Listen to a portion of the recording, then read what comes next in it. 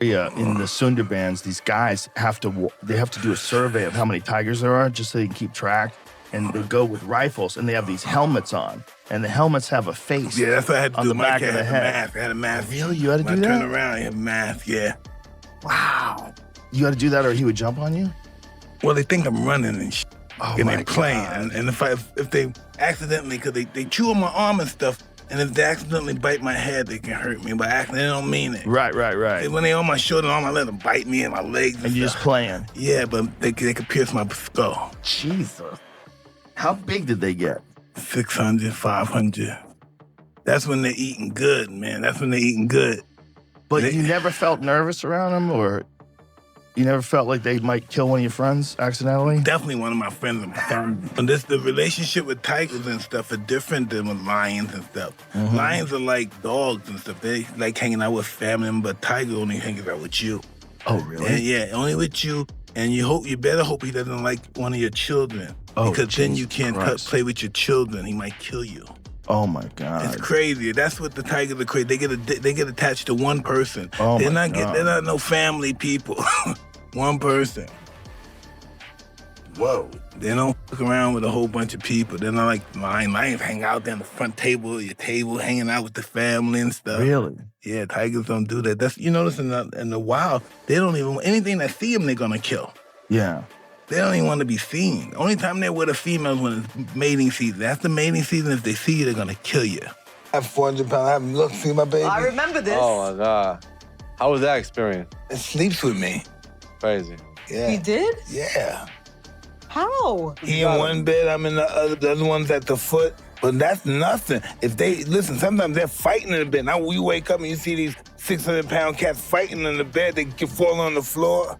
Because they're fighting because one of them wants to get closer to me and they're fighting who's gonna get closer.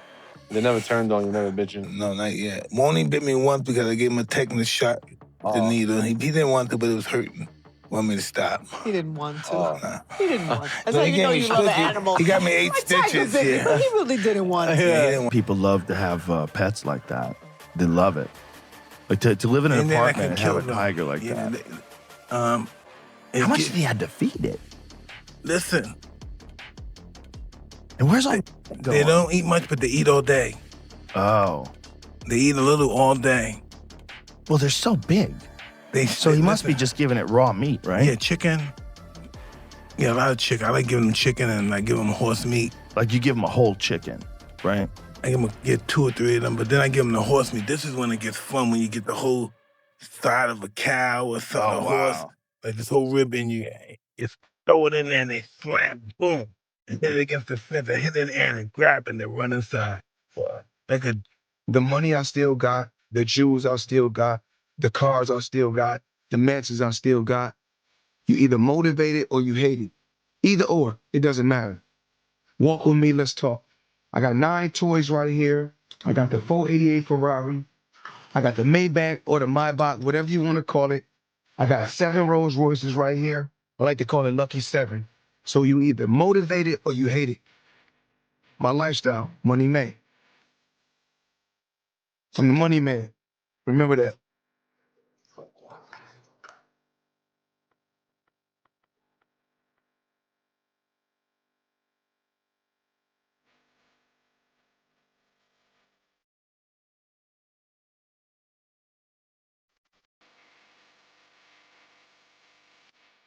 Yeah, if I had to get my grandson something, you know. That's good. You've been doing it like this ever since I've known you. And you know It don't stop. Look at this. Something. What I mean, grandson's super blessed. What are you getting him? Little piece or what? whatever you want. Whatever he wants. Look at that. This is. I'm looking at $1 million right here. It ain't a million, it's probably like half. Half. Yeah. If I half. It's definitely up there. All right, 20. It's definitely up there. You got your protection right A here. little while. That's what's up. All right. All right. Cool. Lucky grand. Go here first.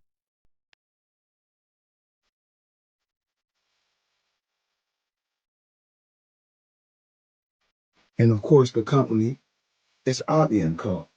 Crazy company. Now, I need you guys to come closer and check this out. So let me come give you guys a breakdown. Well, in the industry, you see a lot of people with this kind of watch, this kind of watch, and this kind of watch. Crazy. And I don't know whether it's true, but I was hanging out at Wes Watson's house, right? He's a big like fitness influencer. Yeah, I know him. You know he is, right? So we did a house tour. Bald head is a dude. Yeah, Yeah, white dude, like prisoner guy. prisoner, Yeah, I know right? what you're Exactly. So, but when we're getting ready to shoot, he's got like these kind of people at his house, Right. and there's this like old school jeweler dude there. Like they're like, oh, this is like one of the OG jeweler guys. This is like who everyone else gets their stuff from. And he told me, I'm not gonna say who it is, but he's like, Mayweather's broke. I said, no. He's like, no, really, Mayweather's broke. Now, I don't know if it's true. Right. This is what this guy told me. I'm like, how could he be broke? He's like, yo, He said, there's an art to controlling money. He said, I'm an extremist. I either have a lot of money or I have none. He said, I can't live in the middle. I have to live on top of the world or I have to live at the bottom of the ocean. Is that still how you feel today regarding money? No, it's I have a family, and my family comes before I do because I already lived my life. I already had everything I ever wanted, and now it's their chance to have an opportunity to do this as well. I'm not giving them anything. Everybody has to work. No one gets nothing free from me. That's how you feel? In the family, they get nothing free. Everybody has to work and earn everything. They have to work and earn their inheritance and everything. Even the kids? Yeah, definitely the kids. They get tricky sometimes. They're made of you. You know what I mean? You know you can be sneaky. A guy like that's a big name. Usually everybody around him pretends they're looking out for their best interests, but there's always lawsuits later on. You find out someone was stealing money or not paying him what he deserved. There's always a bunch of bullshit involved. Yeah. You know, unfortunately, especially if you're not business-minded, which I don't know if Mike is, but most fighters aren't. Most fighters concentrate on fighting. Mm-hmm. To be business-minded, that's a giant distraction. You got to pay attention to all this other shit. On top of that, it's generally not how they think. Right. You know? I mean, look at Floyd. Like, Floyd spends money like it's a tap. Like, he's got a tap. Just like unlimited amount of money. Money's just flowing. And even as much money as he's made in his career, which he's probably made as much, if not more money than any boxer ever, like there's all these lawsuits. Like he hasn't been paying things and he owes money on this and owes money on that. And it's like, and then he's got to come out of retirement. Yeah, that's tough. Yeah. It's just the lifestyle that Floyd lived. Yes. I think he can't fathom to just live a modest lifestyle. It's like he gotta be lavish. Right. He's got to have those videos where he shows you all the watches, where he opens the case up, you know. All the money. He got to show that he got $1 million in his backpack. And, you know, he got the latest watch and the latest car and look what I just bought. And when you get into latest watches and latest cars, you get into that, like, boy, that money goes quick. Yeah. Bugattis are like $3 million. There's watches that are $3-5 million. That's crazy. So you buy a watch and a car, you're down 10. Mm-hmm. That's nuts. That's nuts. Crazy. I remember Iran Barkley was talking about. In boxing, fame doesn't just create champions. It creates millionaires, legends, and sometimes unbelievable lifestyles. From $1 million watches to private jets, exotic animals, and garages filled with Ferraris, Rolls-Royces, and Lamborghinis. The biggest names in boxing have turned success into pure luxury. Canelo Álvarez built a car collection most people only see in movies. Rare Ferraris, custom Rolls-Royces, luxury watches worth millions. Proof that boxing can transform lives forever. Manny Pacquiao went from selling ice cream on buses to living inside a mansion filled with home theaters, designer collections, and world-class luxury. A real-life underdog story turned global icon, Anthony Joshua embraced a different style. Custom luxury SUVs, personalized interiors, and elite craftsmanship that match his calm but powerful image outside the ring. But then there's Mike Tyson.